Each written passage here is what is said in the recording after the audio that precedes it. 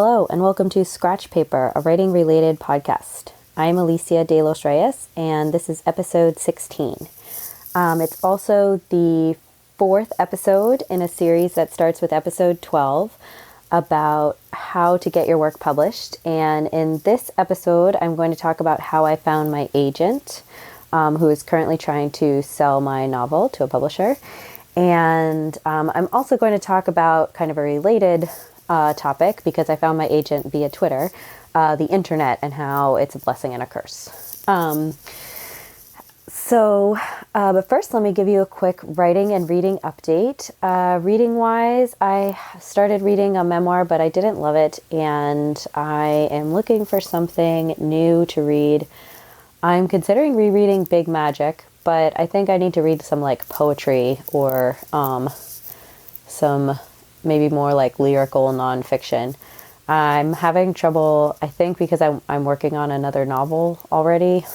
I think I jumped into a little bit soonish, but I think I always get so nervous to read anything that's like what I'm writing, and then it seems like everything is like what I'm writing in some way or another, but that's not true, but it's how I feel, and so I'm very superstitious about reading anything too similar, lest I start writing like the person I'm reading.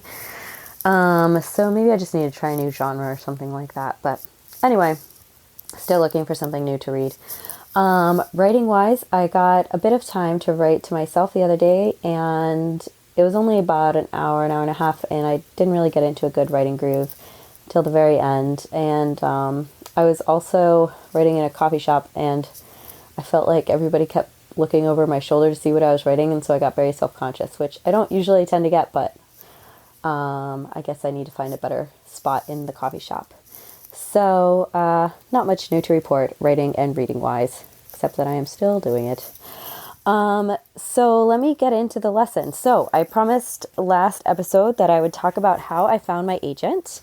So that's what I'll start with. And I found my agent via Twitter through a event called Pitch Madness, or hashtag PitMad, P-I-T-M-A-D. And I'll link to this in the show notes, which you can find at my website, aliciadelosreyes.com. And it's an event that happens quarterly. I think it still happens. And it's for writers from all different genres and for agents who are looking for new writers to represent. And how it works is agents will go on Twitter that day and they'll use the hashtag PitMad. So you can find them by searching for that hashtag. And they'll say what they're looking for. So they can be really specific, which I think is one of the great strengths of this event. They might say something like, I'm an agent who's looking for religious nonfiction for teens. Or I'm looking for vampire YA fiction that is LGBTQ friendly or something like that. Like, they can be really specific. I remember like there being one agent who said she wanted to read something about castles. And I was like, oh, that sounds like that would be fun to write. But so if your manuscript, so you as a writer, you can look through at all these agents and see exactly what they're looking for and look for one that fits your manuscript. And like I said, it's all genres. So there's both fiction, nonfiction, a lot of YA, young adult, new adult fiction, which is like young adult but older, like early 20s. Like every different genre, sci-fi, fantasy, anything, everything, self-help, all kinds of genres that people will be looking for. And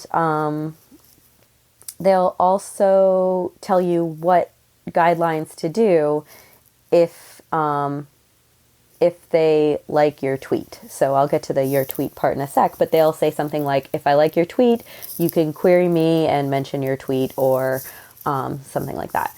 And so what writers then do is they write a tweet that is a pitch, a 140 character or slightly less pitch for their manuscripts, and they'll tag it PitMad, and then also like NF for nonfiction, YA for young adult, FIC for fiction, or other categories like that, other genres, so that then the agents who are interested in those particular genres will go searching through the hashtags, and maybe they'll come across one that they like and they will like it. And so that's how the interaction works. Basically, the agents say what they want, the writers tweet their pitches for their manuscripts, and then if an agent likes that pitch, they'll like it, and then you follow their guidelines. The writers follow their guidelines to follow up with them. And so how it worked with me was I had a nonfiction manuscript, which was my thesis for my MFA program. It was a manuscript called Seeking Something, and it was about a year that I spent in an evangelical church. And it was part research based, like that was my original intention, to just kind of go into a church and use it as an example of modern American evangelicalism. And but then it also ended up being part memoir, because as I was writing it, I found that people were interested in my own perspective, like my fellow students wanted to hear my own perspective about what was going on in the church. And I wanted to write that also, so I put a lot of my own experiences and reactions and kind of what was going on in my life at the time, which happened to be a year of great change for me. I had an aunt who passed away, which really kind of shattered my worldview, and was very sad, of course. And then I also got engaged and got married that same year, at the same time that I was spending a year with evangelical Christians, which none of my friends were evangelical Christians before I started kind of semi-joining this church. And my family is not evangelical Christian either. So anyway, that was what my manuscript was about, and I had the manuscript totally completed because, like I said, it was my thesis. So this was maybe a year or two after I graduated, and I think it was about a year after I graduated, and I had the manuscript completed, and I had participated once in Pitch Madness. And so by the time I participated in it again, the time that I actually found my agent, I had already kind of practiced tweeting 140 character summaries of my manuscript. And I'd read a lot of other people's tweets too, from just scrolling through Twitter during Pitch Madness. So that was really helpful also. Another thing that was good that I had already prepared was a query letter, which is the letter that you send to agents to tell them that you're looking for representation and see if they might be interested in selling your work. So I had already written that query letter and sent it out a million times to many different agents. And I had a synopsis, or a book proposal for my thesis already completed, because for nonfiction manuscripts, what agents and publishers want is a book proposal, especially if you haven't written the entire book. So I guess there's a few things to explain in that process, but just let me go ahead and tell the story of how I found my agent. So this was the second time I had participated in Pitch Madness, and I remember that I was just kind of sitting down on my computer to write, and I noticed that it was Pitch Madness, and I was like, oh, what the heck, I'll just send out a couple of tweets and see if anybody's interested. And so I did, and I ended up getting 2 likes on my tweet, one of my tweets. I'm also convinced it's because my friend Liz retweeted it, and she is a professor at a Christian university, a Christian denominational university, and she's also a nonfiction writer, and so I'm convinced that for some reason her retweet made it go further, and some agent found it that way, but I don't know if that's actually true. But anyway, so I got 2 likes from agents on my tweet, and I replied to both of them following their guidelines. So then I went back. What I did once I saw that my tweet had been liked, which was very exciting, I went and looked at each agent's Twitter feed and scrolled back to see what they wanted me to do to follow up with them. And so I think the guidelines were something like, for one of them, was something like send, if I like your tweet, send your query and synopsis, 1-page synopsis, or query in like first 10 pages, and mention the tweet in the email. So I did that, and I did whatever else the other agent wanted. I think it was probably very similar. And I got one reply that was like, thanks, it sounds interesting, but not like a great fit. And I got another reply that said, please send me, or no, I think actually both of them replied and said, please send me your entire manuscript, since I mentioned that I had already finished my manuscript in the query. So then eventually I got that response from one that was like, interesting book, but not a great fit, and kind of a standard rejection. But from the other one, she wanted to call and follow up and sell my book. So that is how I found my agent, and she is awesome. And I have worked with her for more than 2 years now. And she tried to sell my nonfiction manuscript. It was not picked up by anybody. And I shared with her my novel, Finding Lucy, that manuscript, and she started selling that rather than me writing a kind of more closely related manuscript or doing another major revision of the original nonfiction manuscript. So that's how I found my agent, on Twitter. And I'll do a quick aside. So probably the most important thing to note about this process is the query letter. That's something that is kind of like a cover letter for your fiction or nonfiction. And it's also a synopsis. And the best advice I found for query letters is on Nathan Bransford's blog, which I mistakenly mentioned last week. So I will link to that in the show notes, and I found it immensely helpful. He actually gives examples of query letters that he liked because he used to be an agent, and I found that really useful. And also, I think another useful thing was I got to take a class in writing a book proposal, which is useful for nonfiction manuscripts. And nonfiction book proposals are kind of a strange beast. Nathan Bransford has advice on them too, and actually I remember my professor citing it in class. So, so that having that query letter already done was really useful because you want it to really, this is like your one chance to show an agent how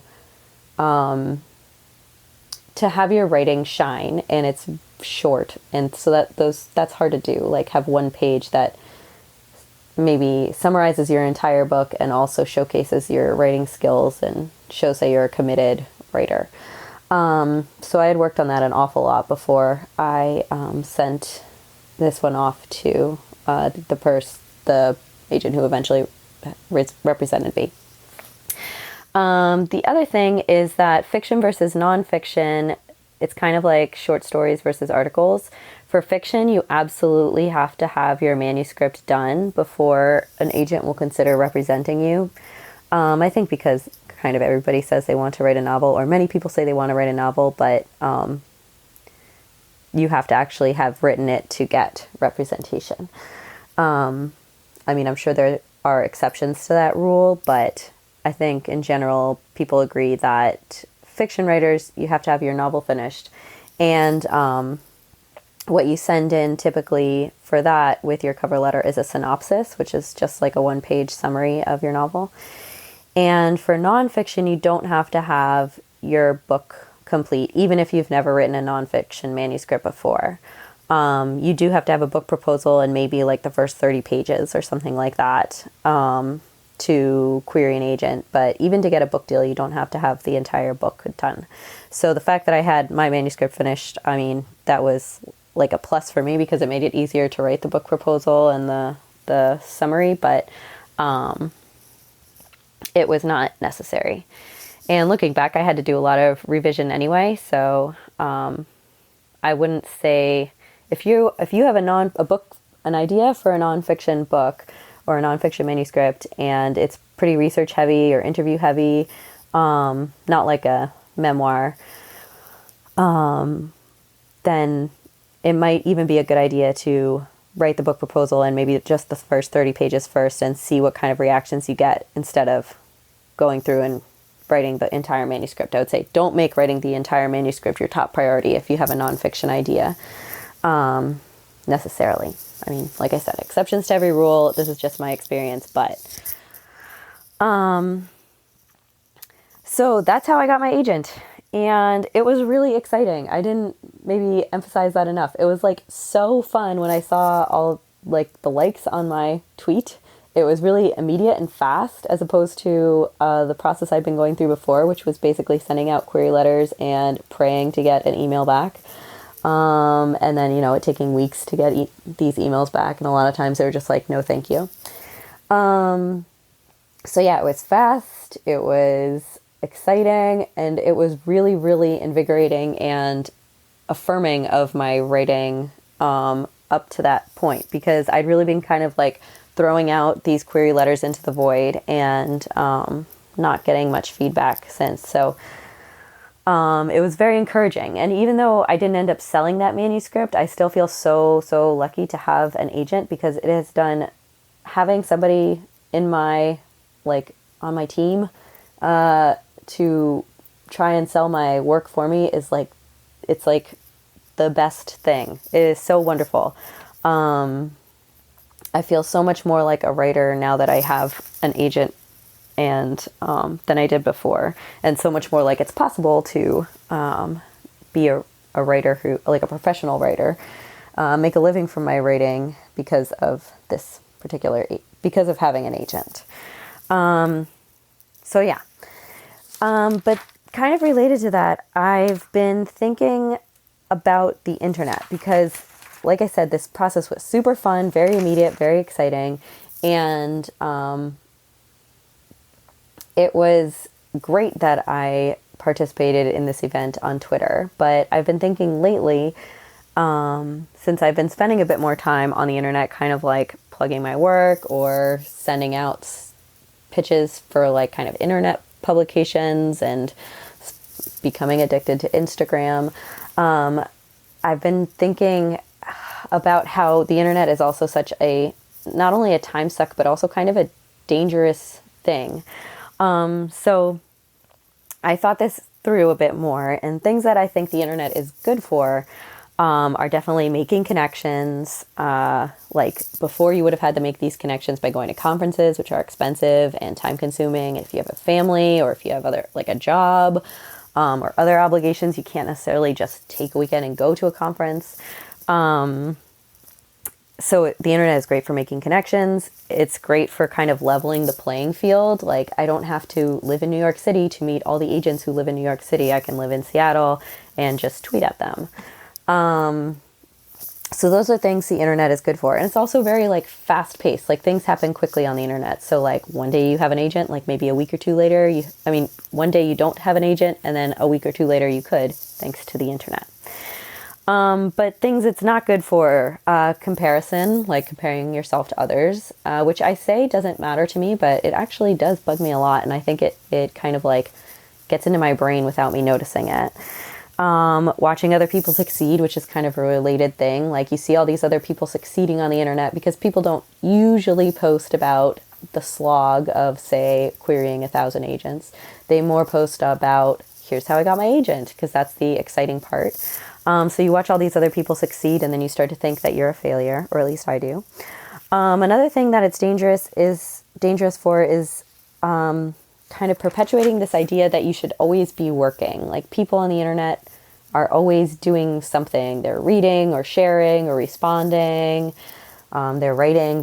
They seem to be like continually productive because you just post your results, like your end products on the internet.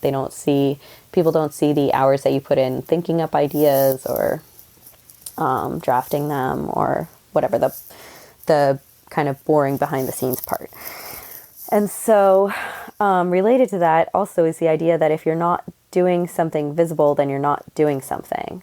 Like I saw somebody joke around on Instagram, like if you didn't Instagram it, it didn't happen, right? But that's kind of true. Like there's this idea that I feel is perpetuated by the internet, people on the internet, I guess, and this idea of platform, like you should be showing people your work as you do it. You should be like Instagramming your day just to stay in the front of your potential readers or customers' minds.